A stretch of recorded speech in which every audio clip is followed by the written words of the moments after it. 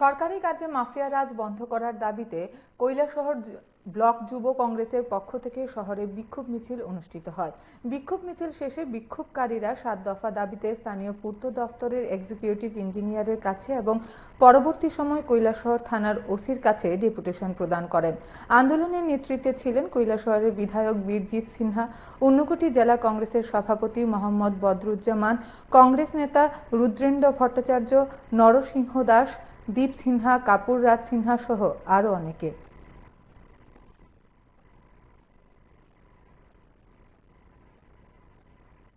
তারাই কাজ পায় বিরোধী দল, কি কংগ্রেস হোক কি সিপিএম, তাদের বাড়ি থেকে আসে।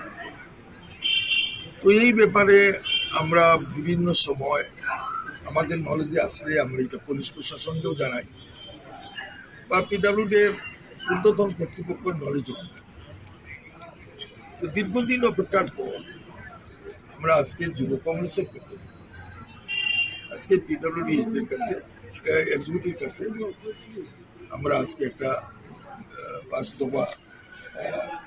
7 দফা দাবি সম্বলিত একটা মেমোরেন্ডাম আমরা লিখছি।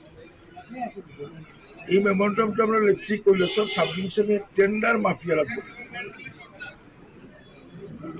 দেখা গেছে কাজ পাইছে, সে অফিসে গিয়ে বিসি জমা দিতে হয়, একটা ক্ষুদ্র অংশ দেখা যায় পিকনিক করে অফিসের, তারা অফিসের ভিতরে পিকনিক করে। এটা কেমনে এলাও করে আমরা এক্সিকিউটিভ ইঞ্জিনিয়ার আমার নয়, অন্য কোন দলের বা যারা কন্ট্রাক্ট পাইছে তারা কেউ যেতে পারে, তারা দৌড়ে দেওয়া তাহলে নিয়ে বাগাই দেওয়া। দুই একবার আমাদের কাছে যে খবর সংঘর্ষ পরিণতি চলছে, কিন্তু পুলিশের হস্তক্ষেপে সেটা বন্ধ। ডিডব্লিউএস আরডব্লিউএস সেখানে তো টায়ার 2 এর পুরাইয়া একটা বিভৎস রূপ ধরে। যতটা সরকারি অফিস